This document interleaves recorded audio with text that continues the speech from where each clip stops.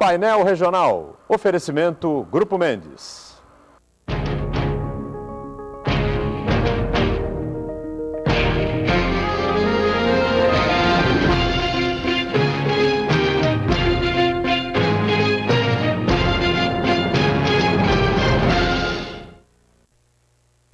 Olá, boa tarde. Começa mais uma edição do nosso Painel Regional Debates. Você já se acostumando, né? De segunda a sexta-feira, a partir da 1h30, a gente com personalidades aqui da região metropolitana da Baixada Santista, debate junto com você, né? Os temas, os assuntos que estão na pauta, né? Os temas importantes para a nossa região metropolitana e para o país também. E a gente sempre faz a referência à noite, 22 horas, normalmente na grade aqui da TV Santa Cecília, também discutindo, debatendo com figuras importantes daqui da região, com importantes entrevistas, não é? Os temas importantes que estão na pauta da Baixada, o nosso painel regional também diariamente com você, tá certo? Nessa edição, Sexta-feira Santa, vamos falar um pouquinho sobre religião, evidentemente, não é? Sobre a mudança recente do comando da Igreja Católica, não é? No mundo, com a mudança do Papa, a renúncia do Papa anterior, Papa Bento XVI, uma renúncia que surpreendeu o mundo, há mais de 600 anos isso não acontecia no comando da Igreja Católica, e vários temas interessantes que têm a ver com a Semana Santa, não é? Com a Páscoa, fundamentalmente, não é? E é um momento de reflexão, não é? Aqueles que são católicos, os que são cristãos, não é? Que não são católicos, enfim, não é? Muito prazer, estou recebendo aqui um amigo, não é? De muitos anos, Padre Xavier Mateu, da paróquia Nossa Senhora do Carmo, participa com a gente nessa edição do Painel Debates. Padre Xavier, prazer recebê-lo, boa tarde, está tudo bem? Boa tarde, você está bem? Tudo bem? Alegria em ter o Padre Xavier aqui, como o professor e filósofo Diego Monsalvo, que também participa e colabora nessa edição do Painel Debates. Boa tarde também para você, Diego. Prazer recebê-lo. Prazer é meu. Muito bem, o programa está gravado nessa edição, né? Nesse feriadão de Sexta-feira Santa. Fica impossível a participação do telespectador, como normalmente está acostumado com a gente aqui no Painel Debates, mas com certeza vamos acompanhar aqui, né? Vamos tentar trazer para o telespectador, né? Uma série de informações, um debate rico, né? Com relação às mudanças na Igreja Católica, a questão do feriado de Sexta-feira Santa, a questão da Páscoa, enfim, não é? E falar um pouco sobre especialmente sobre o catolicismo de maneira geral, né, Diego? Já que estamos aqui com o Padre Xavier. Padre Xavier, só começando do começo, né? Essa mudança de Papa, não é? A renúncia de Bento XVI, não é? Depois tivemos a eleição de um arcebispo de Buenos Aires, um Papa argentino, né? Para surpresa de muita gente. Mas como é que isso refletiu, não é? Perante a Igreja Católica, os seus companheiros padres, enfim, você tem, claro, colegas no Brasil inteiro, no exterior, não é? A gente sabe das suas relações. Como é que repercutiu a renúncia de um Papa, não é? No comando da Igreja Católica? Isso não acontecia há mais de 600 anos. Diga para nós, como é que foi isso? A palavra renunciar é um pouco forte. Não era renúncia? Não foi? Tem outro termo mais adequado? Não sei, é forte, não pode ser que seja renúncia mesmo, né? Mas é forte porque é uma tomada de consciência do Bento XVI de que ele estava no limite das suas forças, ou no limite do suportável. Também poderia pensar-se assim, porque muitas vezes queremos mistificar de tal forma a Igreja que dá a impressão de que toda ela é pura e casta, né? De repente, o Bento XVI percebeu que não tinha mais como enfrentar a própria Igreja, até por motivos de saúde. Não sei se vocês perceberam, na visita que fez Francisco em Castel Gandolfo, ao bispo emérito de Roma, Bento XVI, em que ele demorou em chegar ao reflexório para se ajoelhar. Em um mês, você tem uma queda impressionante, em termos de movimentação, né? Ele hoje é um homem de 86, 87 anos, por aí, né? É idade suficiente para dizer tchau, adeus, e que venha outro, porque, de fato, não temos por que exigir de homem algum o esforço além dos limites psicológicos, espirituais no sentido meramente humano e não como algum quis quis falar que era falta de espírito religioso. Não, não, não. Falta de espiritualidade, de força espiritual humana, né? E também de forças físicas. Então ele achou que estava na hora de dar uma surpresa ao mundo, dizer, o Papa também é gente, também se cansa e também confessa que está incapacitado para enfrentar uma igreja que em si está complicada. E acho que o Papa tem mais motivos do que nós para saber como a igreja por dentro, lá em termos de cúria romana, em termos de organização, esta pirâmide enorme, como de fato ela está precisando de uma transformação, de uma modificação grande, e ele achou que esta não tinha forças para isso. Quem sabe até tentou mudar um pouco a estrutura da igreja por dentro, né? Mas sabe como é, né? Desde Constantino até agora, nossa, é muita igreja, é muita organização, é muito grande, é muito complicada, é muito... E de repente, Bento XVI fala assim, chega, vou criar um estilo novo. Ninguém vai estranhar que daqui a 6 anos o Francisco também renuncie. Os papas renunciam quando chegam aos 85. Os bispos renunciam aos 75, porque o Papa não pode renunciar aos 85. A surpresa foi porque, como eu disse, né, Monsalvo, há 600 anos, mais de 600 anos, né? Não, são 6 séculos, né? Não são 6 anos, né? São 6 séculos que não se via algo parecido na Igreja Católica. Qual era o costume? O Papa seguia até o último dia da sua vida, né?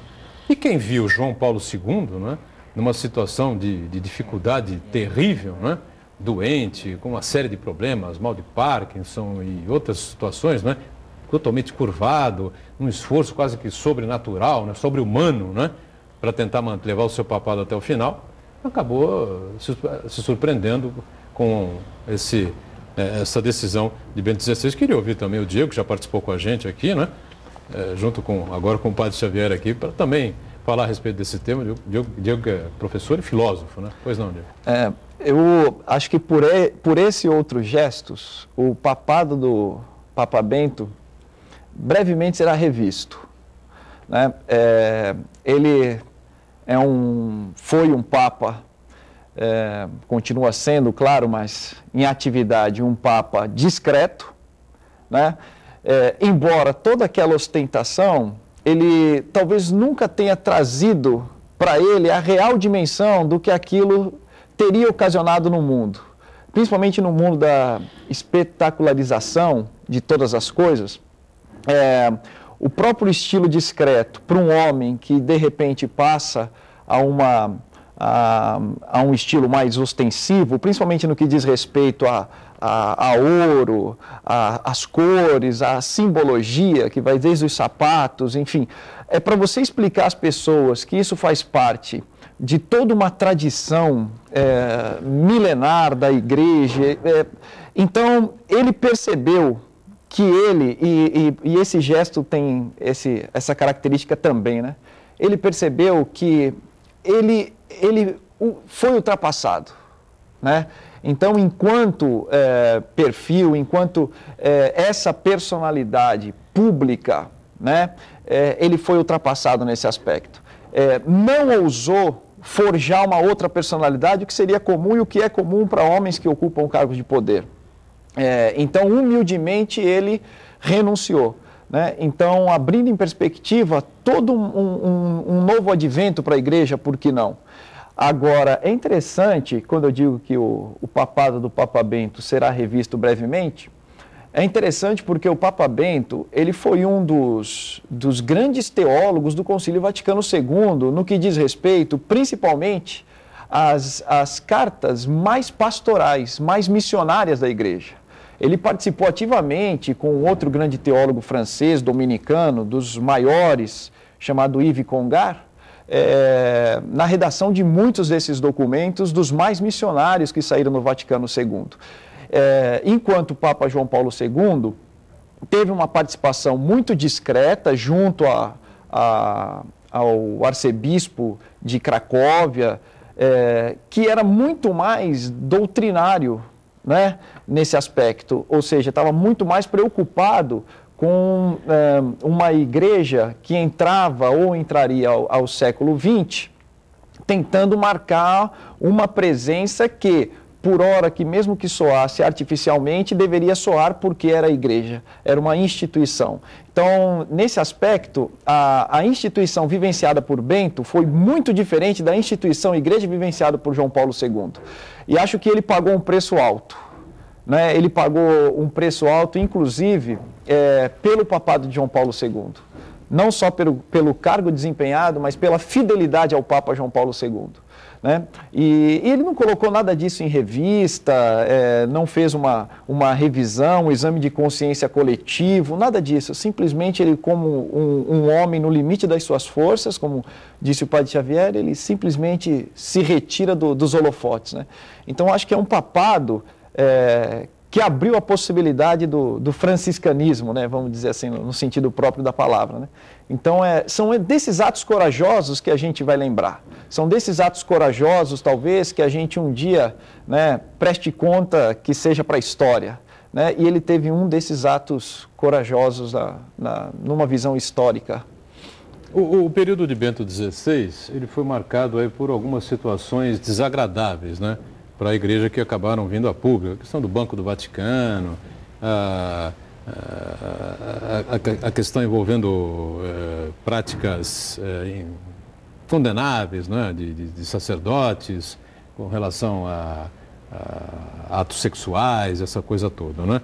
Coisas, assuntos desagradáveis que a igreja não estava acostumada a lidar com isso, né? O padre Xavier pode dizer isso, não sei nem quantos anos já são de sacerdócio, Xavier? 48. 48 anos, quase 50 anos, né, de sacerdócio, uma longa carreira, longa experiência. Devem ter centenas de coisas, né, na igreja que o incomodam, né? Outras centenas em que lhe agradam profundamente, evidentemente. Sim, né?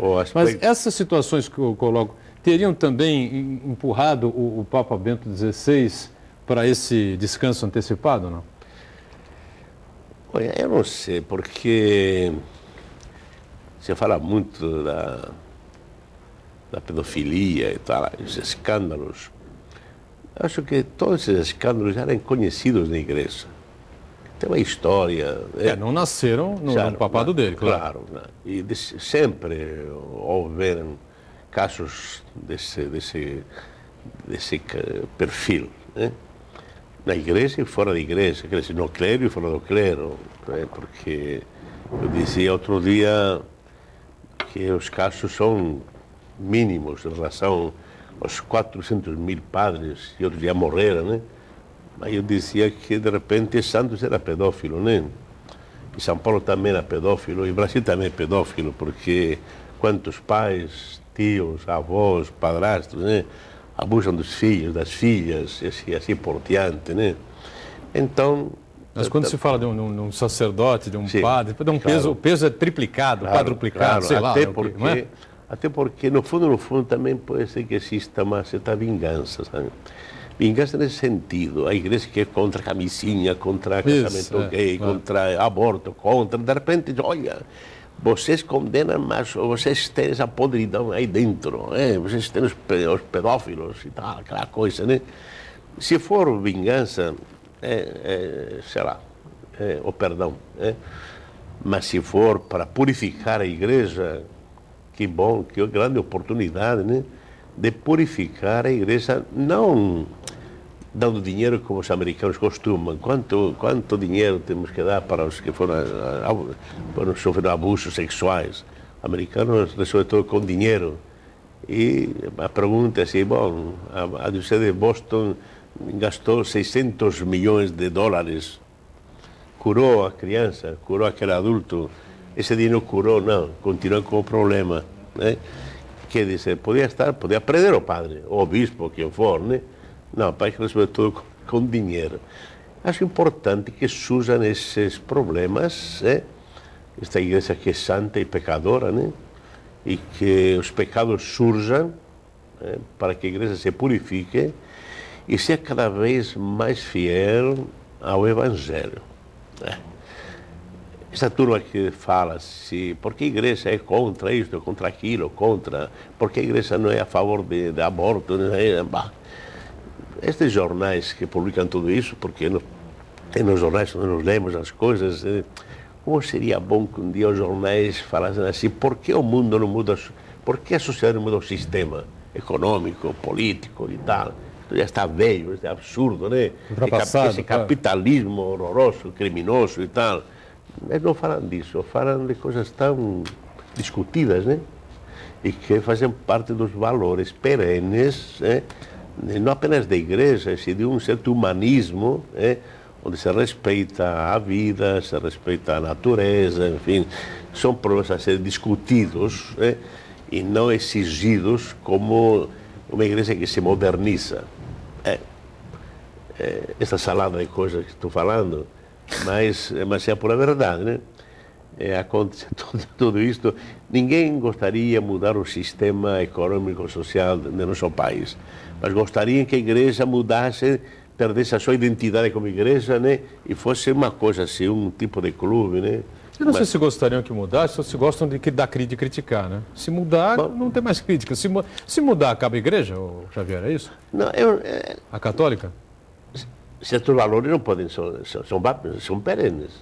São perenes. O aborto, por exemplo, é um, né? Ou você acha que é possível... Eu não me preocupo com o aborto. Não me preocupo nem com casamento gay. Não me preocupo com nada disso, porque não perco um minuto. Agora, quando se diz assim, padre, que papa você gostaria? Diz assim, olha, visto o mundo como está, eu gostaria um papa misericordioso e compassivo. Que não falasse sempre, não. E se pode sentar, vamos conversar. Porque, não sei se é o meu jeito... Papa democrático, de diálogo. Sim, dialogante. Porque o mundo está muito sofrido. Há sofrimento por todos os lados. Há angústia, há uma sensação de vazio, há uma sensação de que não vou chegar lá, não vou atingir aquilo, né? Vivemos numa depressão criada, inclusive, né? Pelo tipo de sistema que nós temos, que é exigente, quer que nós tenhamos, que nós conquistemos, e aí vem assim a frustração. E o sofrimento nas famílias é fantástico. É operário, é funcionário, é trabalhador, que não tem o necessário para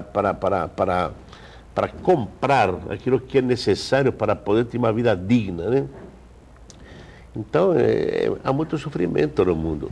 Há muito sofrimento também, evidentemente, né? Dentro dos casamentos, né?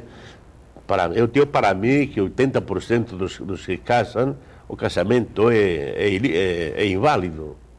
É inválido? Sim. O que casa na igreja, inválido, sim. Não tem fé, não é sacramento, estão brincando. São muito cínicos. Estão seguindo uma... Não, são cínicos. Até quase que uma norma, vai, vamos dizer assim. Inconscientemente cínicos. Porque eles não têm fé. Não sabem o que estão fazendo, basicamente é isso. Não tem fé, não é sacramento. Não adianta, não é sacramento. E você sente isso das pessoas que vão lá e marcam o casamento com 80%, 85%, 90%, com certeza. Eles casam, não sabem o que estão fazendo. Deus não existe como o Deus de Jesus. Não existe, não conhecem o Evangelho. Não se encontraram com Jesus Cristo ainda. E, no entanto, eles vão lá para receber uma bênção que não tem nenhum sentido, porque não existe, que Deus não é bobo, né? E claro, porque assim, eu venho aqui porque eu recebo a bênção de Deus. Eu digo, que nada, rapaz, está errado. Aliás, não é rapaz, é a noiva que quer. Está errada. Deus, porque vai estar aqui às 6 da tarde, te esperando, às 7. O que Deus quer é que tu sejas uma bênção para teu marido. E tu sejas uma bênção para tua esposa. Deus age desta forma, através das causas segundas, né? Ele sabe, Deus não sabe mais do que eu, senhores. Então, Deus age assim. Deus nos ama, não com uma linha telefônica, nos ama através das pessoas que nos amam. Então, esta gente que casa na igreja, né, a maioria, com certeza, isso eu dizia, não é um pensamento meu, isso eu dizia a um bispo anterior de Santos, e assim, Xavier, 82% dos casamentos são nulos. O bispo dizia isso? Isso eu dizia, Dom Davi, olha, Dom Davi Picão? Que era um bispo assim, né? Rígido, tranquilo, mas muito bem fundamentado teologicamente, que era muito inteligente, né? E ele dizia isso, 82%, ainda lembro, 82%, são nulos. Por que 2? Chutou 82, Chutou 82. 81, ou 85, né? 80, mas tudo isso daqui é uma coisa tão triste, né? E estamos aí. Muito bem, a gente tem que fazer a primeira paradinha aqui, depois eu quero a opinião do Diego também, para saber onde é que essa coisa da fé aí se perdeu, qual é a opinião dele a respeito disso, que foi tudo colocado aqui pelo nosso padre Xavier, né? A respeito do que levou, né, Bento XVI a renunciar, né? E depois, claro, na sequência, ao conclave, né, dos cardeais, a eleição do cardeal arcebispo Jorge Bergoglio, não é isso? Jorge Bergoglio. Arcebispo de Buenos Aires, agora Papa Francisco, né? A gente volta já já.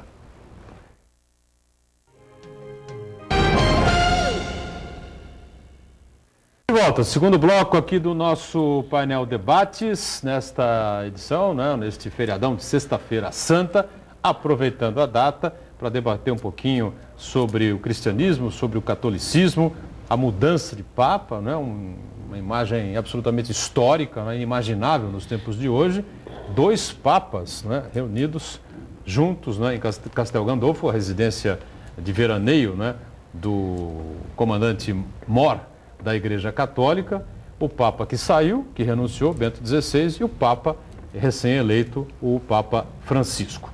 Com a gente aqui o padre Xavier Mateu, da paróquia Nossa Senhora do Carmo, né? E com a gente também o professor e filósofo Diego Monsalvo. Bom, o padre Xavier fez uma série, quase que um desabafo, né? Uma série de colocações a respeito do que acontece hoje, da falta da fé, das pessoas que casam na igreja meio que como se estivesse ali carimbando ali um passaporte, cumprindo um dever, não é? Falta fé, falta crença no Evangelho, essa coisa toda, né? Eu queria saber o que eu penso o Diego, né? Concorda com o padre, você que acompanha essa coisa toda de pé. Onde é que a igreja perdeu um pouco essa linha aí? Enfim, Diego. Como disse o padre, né? O momento, a modernidade ainda, bem dizer filosoficamente, né? Acompanhando até uma linha de um filósofo alemão, talvez o mais proeminente, né? Que é Jürgen Habermas, né? Quer dizer, a modernidade ainda não se realizou, né? A modernidade ainda não se realizou no sentido de que ela ainda não chegou aos seus extremos. Então, o que a gente vê não é necessariamente um cenário apocalíptico, mas é muito próximo disso quando você vê que sistemas falidos continuam tentando fazer verão, né? Para usar o trocadilho. Então, quando você vê uma Europa hoje, né, completamente endividada, socializando essa dívida com o seu povo e enriquecendo os mesmos donos do poder que quase que milenarmente ocupam os mesmos cargos, enfim. Você vê que o mundo, de uma certa forma, o mundo moderno, ainda é o mundo das extremas desigualdades, agora com um aprofundamento disso, né? Então a modernidade não se realizou por conta disso. E o que faltaria essa modernidade se realizar? Um dos fatores mais significativos dessa modernidade é justamente o que a gente trabalha com a ideia do niilismo, né? Quer dizer, a sensação do nada, se tornando até mesmo a busca pelo nada. Porque o homem naturalmente é um ser buscador, né? E ele busca, primeiro tateando através dos seus sentidos e vai crescendo, desenvolvendo sua consciência, vai tateando o mundo intelectualmente, e ele busca muito mais do que um conhecimento frio que calcule o mundo e todas as coisas, aí a crise da modernidade, ele busca um encontro. E esse encontro hoje é o que está cada vez mais difícil, né? As pessoas não se encontram com coisas, né? O que a gente vê muito hoje, o que as pessoas têm criado, na verdade, são fetiches, né? As falsas necessidades. Algo que me dê felicidade instantânea não significa algo que me dê felicidade. Por mais esquisito que possa parecer, significa que é uma civilização quase que jogada aos seus prazeres imediatos. E esses prazeres imediatos seriam, de uma certa maneira, compensados com uma quantidade X, que para nós é o dinheiro, que você teria condições de comprar justamente então a sua felicidade em doses homeopáticas, almejando coisas maiores quando você quisesse uma felicidade maior e etc. Então, olhando esse mundo desigual, um mundo que não pode oferecer, vindo desse sistema, como eu disse, né, falido, não pode oferecer uma felicidade duradoura, perene, para usar a palavra do Padre Xavier, né, é um mundo dos momentos, né? O que não é raro você perceber que hoje a marca do jovem é justamente a transitoriedade, né? Então o ideal é o transitório, tá, mas o transitório é o que não permanece, né? Então aquela busca inicial do ser humano, ela vai se perdendo, ela vai perdendo um alvo, ela vai perdendo um objetivo. Então, essa busca não se resolve num conhecimento, num grande conhecimento que você possa ter da realidade, não se resolve num conhecimento que você possa vir a ser rico e ter condições de consumir o máximo que conseguir para obter, para saciar os seus desejos e tudo mais, mas, antes de tudo, a necessidade de um encontro, como eu disse, né? Quer dizer, nós somos os seres do encontro. Então, as religiões, justamente, se nós pegarmos principalmente as 3 religiões chamadas religiões do livro, o judaísmo, o cristianismo e o islamismo, o que elas apresentam ao seu povo, o que elas apresentam à civilização, enquanto felicidade, uma felicidade perene, é justamente esse encontro, né?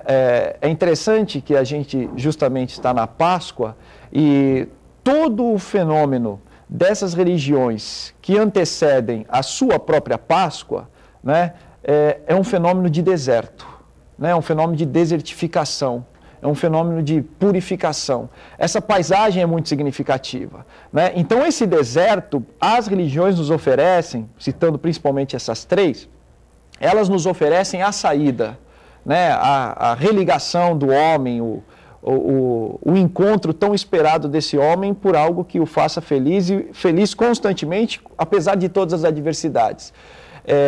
Só que a realidade oferece só o deserto, né? Então o mundo de hoje tem oferecido o deserto.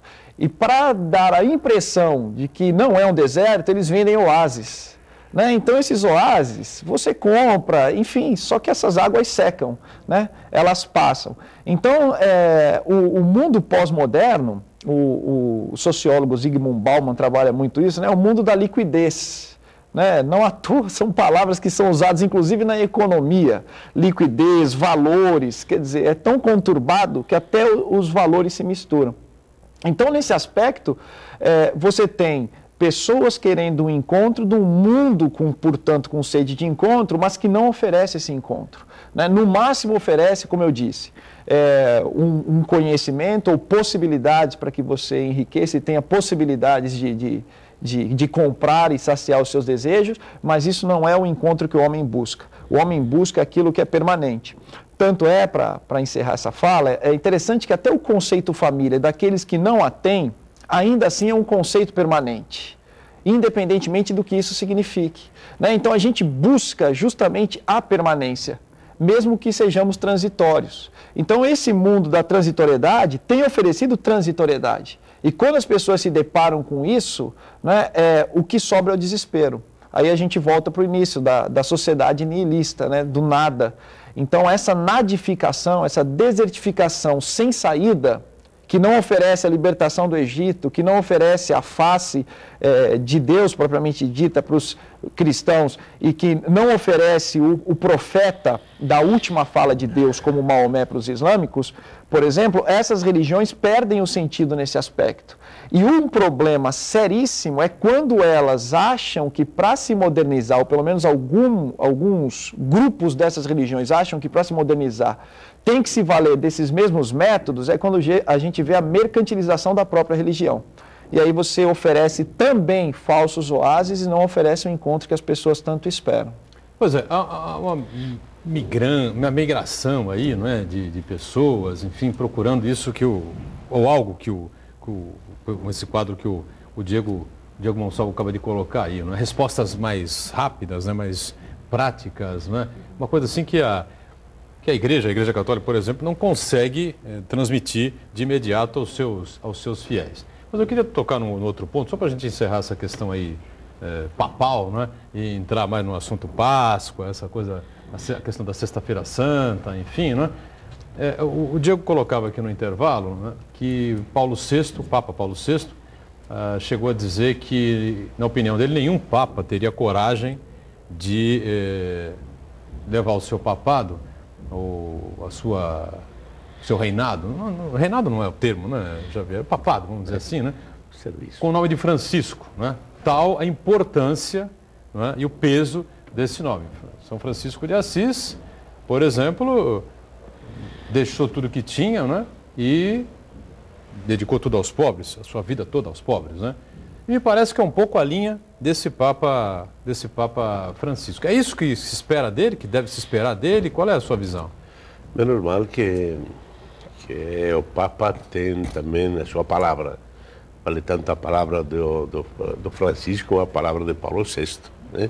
Ele quis chamar-se Francisco e, quem sabe, para se obrigar a voltar às origens do cristianismo ou ao espírito do evangelho, ao espírito das bem-aventuranças, ou ao espírito de Jesus na sinagoga de Nazaré, onde ele vai evangelizar os pobres, sendo ele pobre, né?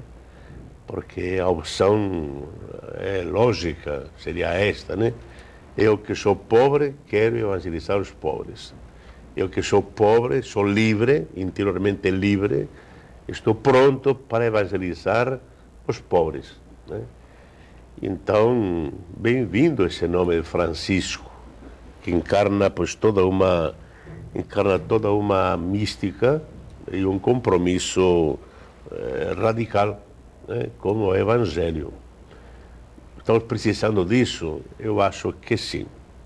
O Diego falou dos símbolos, né, dos papas, aquela coisa, né, as roupagens, os sapatos, aquelas coisas, né. O próprio Vaticano, né? Sim. Aquela imponência toda. O Vaticano é toda uma história, mas quem está lá dentro do Vaticano, né, o que importa não é a basílica, a praça, então, quem está lá dentro tem que ser que nem Francisco, despojado, né, para poder compreender melhor o mundo e servir melhor o mundo. O Papa está para servir e não para definir coisas. É o que Cristo falou para Pedro, né? Apacenta meus cordeiros, minhas ovelhas, e simplesmente confirma a fé dos irmãos. Ele está para isto, para mais nada. Se ele hoje... Mas nós já foram 2013 anos. O tempo vai ser pegando uns vícios grandes, né, que achamos normais. É assim mesmo. O Papa, no fim das contas, é o Papa. No fim das contas, é o Papa. No fim das contas, é o Papa quê?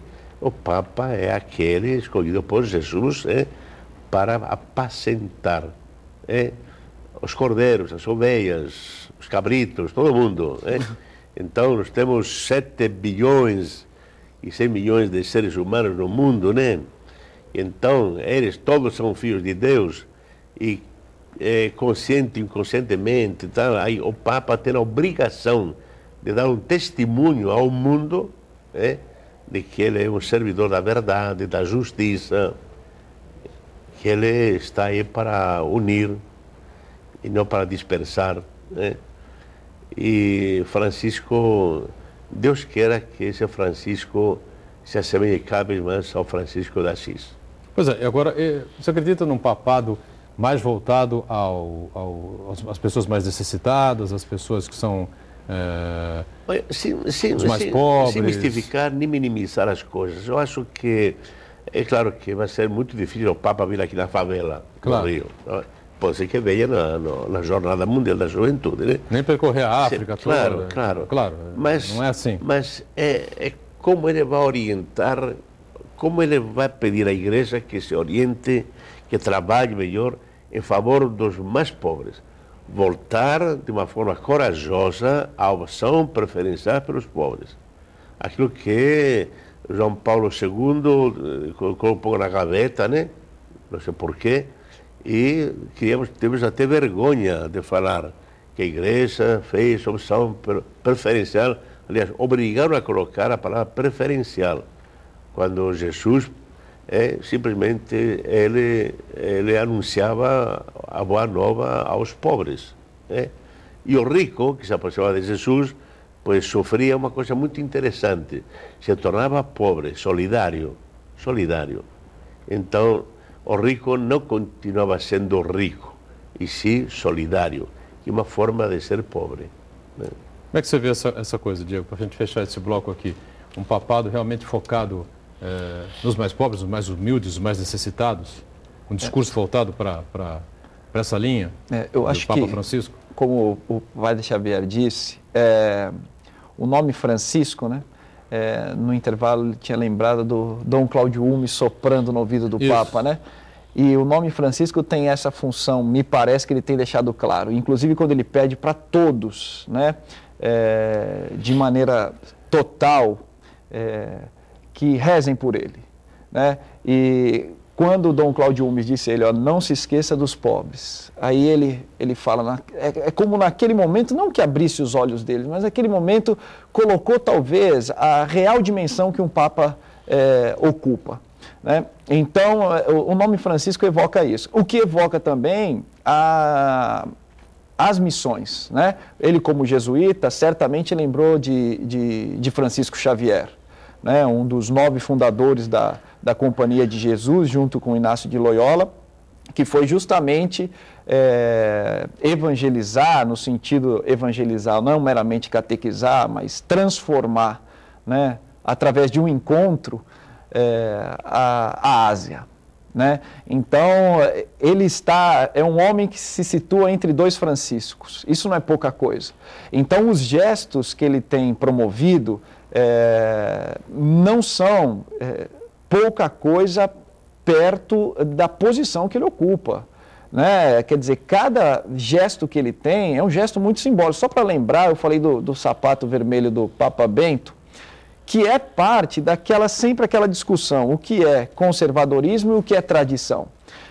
Você pode ser tradicional sem ser conservador, né? E a igreja preza pelo tradicional e não pelo conservador, ou pelo menos deveria. O Papa Bento tentou ser tradicional, mas usou muitas vezes de símbolos conservadores.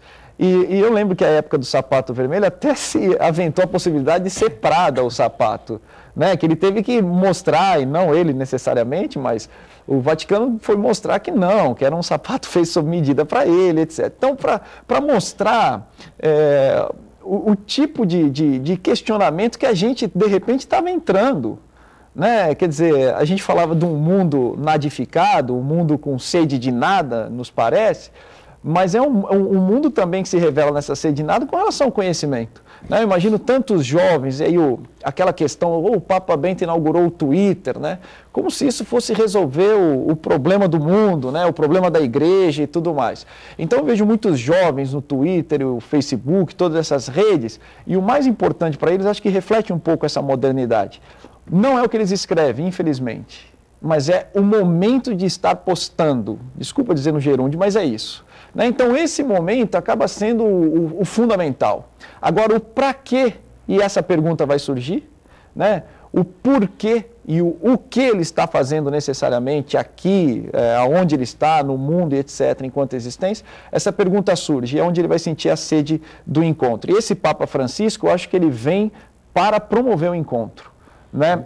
Inclusive nesse aspecto social, acho que fica muito evidente. Então ele me parece que já começa um papado do encontro, por todos os gestos que ele vem tomando até aqui. Vamos para mais um intervalo aqui no painel Debates e já voltamos, né, para falar mais um pouquinho, mais direcionado à questão da própria Sexta-feira Santa e a Páscoa, né, o significado e a importância da Páscoa propriamente dito. Já.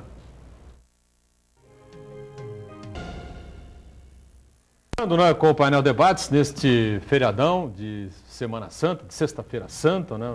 Páscoa chegando no próximo domingo, e a gente com prazer conversando aqui com o Padre Xavier Mateu, da paróquia Nossa Senhora do Carmo, é isso, Padre Xavier? Exato, né? Da Ponta da Praia. Da Ponta da Praia, né? E o nosso Diego Monsalvo também, filósofo e professor, participando também, colaborando com a gente aqui. Nós falamos muito sobre essas alternâncias, essas modificações, os dramas vividos aí pela Igreja Católica, a mudança repentina, né, de Papa, enfim, e vamos entrar propriamente nesses últimos minutos aqui do programa no assunto mais legal, mais importante, não é? Que é essa questão da Semana Santa. Queria que o Padre Xavier falasse um pouquinho sobre esse assunto importante, né? A questão não sei se a gente pode falar do renascimento, da reflexão, o que é mais importante de tudo isso nesta Sexta-feira Santa e na Páscoa que vem aí, domingo de Páscoa, no próximo domingo, Xavier. Bom, é um convite a mergulhar no mistério que é Jesus Cristo. No Natal, a gente se perguntava assim, mas por que Deus se encarnou? E eu respondia, porque nos ama. A pergunta é, mas para que Ele se encarnou? E encarnar significa descer até os porões do ser humano, se existem porões, né? Para assumir toda a realidade humana, toda a realidade que é nossa. E nós temos uma realidade que também é também sofrimento, contradições, morte, né? E de fato, como dizia Kierkegaard, né? Se o homem é um ser para a morte, que Cristo era um ser para a morte mesmo, né? E o mistério que um Deus tinha morrido às 3 da tarde, às 15 horas, né? Por qualquer horário, né? Que um Deus tinha morrido, tinha experimentado a morte, que a morte explica isto mais do que um ato biológico, né? Um acontecimento biológico, uma experiência, né? E uma experiência em solidão, porque o homem morre sozinho, ninguém pode fazer nada, e o próprio Cristo também, esse mistério insondável, né? Ele também grita na cruz, meu Deus, por que me abandonaste, né? Se a morte é um abandono, né? O esvaziamento do ser, da existência, né? É como que o ser absoluto do qual nos alimentamos nos abandonasse, né? Ao mesmo tempo, este Cristo, esta pessoa divina que experimenta a morte, também, como pessoa divina, tem aquele impulso, importantíssimo para nós. Pai, em tuas mãos entrego o meu espírito, né? Ele sabia em quem podia confiar. E por isso a ressurreição é como que a devolução do espírito, neste Jesus homem que experimenta a morte como pessoa divina e também experimenta como ser humano. A Semana Santa, não apenas Sexta-feira Santa, mas sábado, domingo, né? É um convite a nós todos a acabar com essa caricatura que às vezes nós temos dessa Semana Santa, né? Que uns aproveitam para viajar, outros para comer bacalhau, outros para tomar vinho verde. É o que mais se fala, né? O que mais se fala, né? A preocupação com o peixe, não comer a carne. Por isso, voltando à primeira fala, né? Sobre os casamentos, pois também é que é muito difícil crer em Deus. Aliás, a coisa mais difícil é crer em Deus. Quem crê em Deus, tudo é possível. Tudo. Cristo, Maria, os santos, tudo, né? Mas nós simplesmente empapamos de paganismo um pouco a Semana Santa e o mistério fica para os místicos, o qual eu gostaria de ser místico, para eu mergulhar nesse mistério e e mudar, me transformar e ser santo. É isso? Isso. Muito bem. Então, é verdade, né? Gostaria, hoje, na verdade, né, Diego, o Padre Xavier coloca com uma certa razão, né? Essa dificuldade de se crer, né? E a gente vive a Páscoa e a grande preocupação das pessoas é o preço do bacalhau, do peixe, né? Para você chegar na Sexta-feira Santa e não comer a carne, porque a carne é proibida. E, enfim, vamos manter a tradição. Não sei se isso é ser conservador. Aliás, ou se então, isso é tradicional. Então, né? Então, um pouco assim na conversa, né? Eu gostaria que você falasse se é difícil crer em Deus. Né? Que se assusta as pessoas, se assusta de como? Eu creio em Deus. Não diga. É interessante, uma das perguntas, principalmente como professor de filosofia, né? É sempre a questão pelo ateísmo. Né? Parece que o professor de filosofia ele encarna um pouco aquela coisa que também o cientista encarna, né? De que ele, por excelência, tem que ser ateu. Né? Então, a pergunta muito recorrente é essa. Né? Acredita em Deus, mas como é compatível? A questão é o mistério. Né? O mistério é algo que a gente pouco cultiva nessa sociedade tão modernizada quanto a nossa. Né? Então, o encontro com o mistério é um encontro único, pessoal, intransferível, né? Mas é um encontro possível. Né? Então, acreditar em Deus não invalida argumentos racionais ou argumentos que seriam ou são científicos. Né? Mas, pelo contrário, eles engrandecem ainda mais argumentos racionais e científicos. Né? Então, é interessante que também, para completar, lembrando uma mística que o Padre Xavier conhece mais do que eu, que é Santa Teresa d'Ávila, ela dizia algo muito interessante, né? Que o cristianismo, às vezes, ele se confunde, ou tentam fazer confundir, para ser mais exato, com uma religião triste.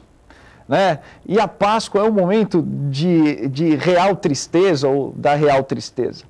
E Santa Teresa dizia, né, Deus me livre de santas tristes, né? Então, Deus me livre de freiras tristes, Deus me livre de companhia triste. O cristianismo e essas três religiões citadas, as religiões do livro, né, elas são religiões da alegria. Né? Porque não é pouca coisa, um Deus que ama a tal ponto de se mostrar, se entregar, descer, como o Padre Xavier disse, aos porões da existência e da não existência e simplesmente mostrar, eu estou contigo até o fim dos tempos. Né? Então, quer dizer, esse mistério, ele não tem a ver com a filosofia, com a ciência, é um mistério que é um encontro, como eu disse, pessoal, intransferível, único. Diga, Xavier, você trouxe a Bíblia aqui. Sim, eu gostaria...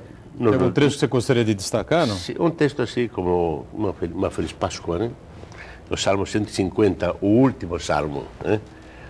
Louvai o Senhor em seu santuário, louvai-o em seu majestuoso firmamento, louvai-o por suas obras maravilhosas, louvai-o por sua majestade infinita, louvai-o ao som da trombeta, louvai-o com a lira e a cítara, louvai-o com tímpanos e danças, louvai-o com a harpa e a flauta, louvai-o com símbolos sonoros, louvai-o com símbolos retumbantes. Tudo o que respira, louve o Senhor. Boa Páscoa. Tem para você, Diego, boa Páscoa. O senhor também. O programa continua, nós temos um tempinho. Uma boa Páscoa para você também, para todos que estão nos acompanhando, que a gente espera, né? Que estejam bem nesse feriado e que tenham uma Páscoa maravilhosa, né? Um domingo de satisfação, de alegria com os familiares, que é bastante importante, né? Por falar em familiares, né? A igreja bate muito nessa tecla, né? Na questão da família, né? Como é que anda essa coisa da família na visão, não digo da igreja, porque são várias visões, né? Mas Xavier, que tem uma experiência, quase 50 anos. Eu estava lendo uma revista famosa, não sei se o Diego conhece, Ciervo, uma revista espanhola, né? E tem um artigo que existia 9 tipos de famílias, né? Pois a família vai bem, o que você dizia, né? A gente volta assim à tradição. A tradição é afirmar, né, que há coisas que são perenes, né? há tipos, há modos, há jeitos, né? Mas todo mundo fala que a família vai mal. Pois pode ser que a família vai mal. Né? Que tipo de família vai mal? Né? Eu sei que os problemas são tremendos, há muita violência, há muita droga, há muito desinteresse, há muita dispersão, né? Há uma depauperação das relações humanas e também uma depauperação das relações familiares, né? De velhos, idosos, né? Com os filhos, os pais com os filhos, né? E dá impressão, até que ponto, se eu fosse aquele pícaro da literatura espanhola, né? Gostaria de levantar os telhados das casas, hoje são prédios mais difíceis, né? Os telhados para ver o que acontecia lá dentro, né? Tá certo? Mas parece que existe uma desagregação da família, uma maneira nova de ser família, um jeito diferente, com relações menos afetivas, menos comprometedoras. Não sei, parece que é mais fácil descobrir onde está a família, onde está a tribo, os amigos, não sei. É uma coisa que ainda estamos descobrindo que tipo de família queremos construir para a nossa sociedade. Estamos um pouco perdidos. Eu me sinto perdido. Né?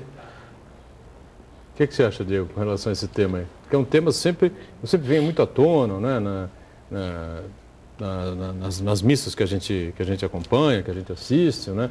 Nos discursos de sacerdotes, enfim, né? De várias religiões, não é só a católica. Né? Eu acho que a família enquanto valor é um valor perene, como eu disse no bloco anterior, né? Pegando a fala do Padre Xavier. Agora, hoje, inegavelmente, ocorreram mudanças muito significativas também do reconhecimento de outros aspectos da família que já existiam. O que não significa que é um aspecto estrangeiro ou anexo, né, de você tentar forjar uma família com elementos tão novos que você acaba criando uma outra coisa e não um conceito de família. Onde eu quero, por exemplo, me referir?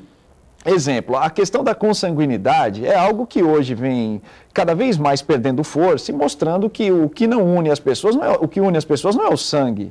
Né? Então isso, se a gente for, de fato, se a gente fizer uma reflexão, a gente vai perceber que desde sempre a humanidade se debateu com essas questões e muitas vezes não pôs a público, né? Não pôs a mostra. Então hoje algumas questões são colocadas à mostra, principalmente no que diz respeito ao direito, a reconhecimentos e tudo mais. Agora eu vejo também, com relação ao problema das famílias, essa desagregação que o Padre Xavier citava, também é uma desagregação nossa, muito moderna, né? Dessas ilhas individualistas que nós nos tornamos de uma certa maneira.